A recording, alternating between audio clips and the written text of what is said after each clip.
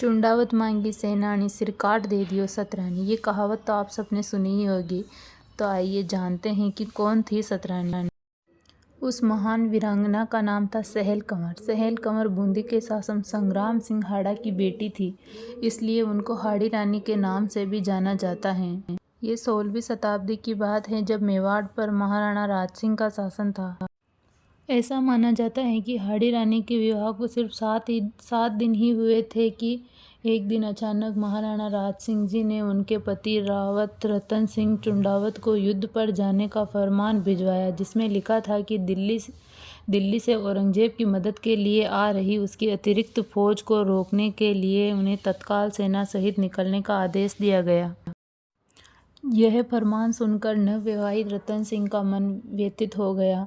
वह यह सोचकर परेशान हो रहे थे कि अभी उनकी शादी को सिर्फ 7 दिन तो हुए हैं और इतना जल्दी महाराणा ने उनको अपने राज कर्तव्य का निर्वाह करने के लिए बुलावा भेज दिया। और कौन जानता था युद्ध जैसी विकट परिस्थितियों में क्या होगा।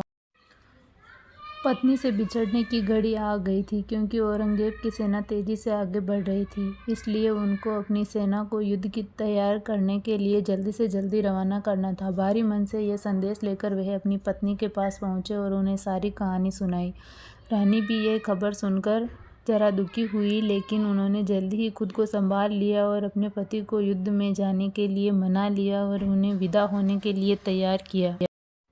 रतन सिंह अपनी सेना लेकर चले तो गए, लेकिन वो हाड़ी रानी को नहीं बुला पा रहे थे। रह कर उनका ध्यान अपनी रानी पर चला जाता। उनके लिए आने वाली विपत्ति और आने वाली कठिन परिस्थितियों पर ध्यान केंद्रित करना मुश्किल हो गया। वे जितना मन को समझाते उतना ही उनका मन विचलित होता जा रहा था। रतन सिंह वहाँ से रोज अपनी प्रिय रानी को पत्र लिखते और उन्होंने एक दिन उनसे पत्र लिखकर उनकी कोई निशानी मांगी।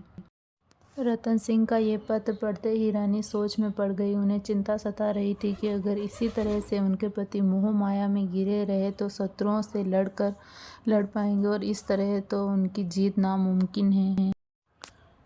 यह सब सोचकर हाड़ी रानी ने पति के पत्र के जवाब में लिखा, मेरे प्रिय, मैं तुम्हें अपनी अंतिम निशानी भेज रही हूँ। मैं आपको अपने प्रेम के बंधन से मुक्त कर रही हूँ। आप बेफिक्र होकर अपने कर्तव्य का पालन करना और अपनी मातृभूमि की रक्षा करना। मैं स्वर्ग में आपका इंतजार करूँगी।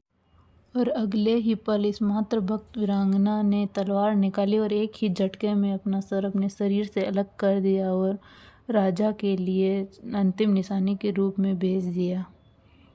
ये देखकर संदेशवाहक की आंखों में आंसू आ गए।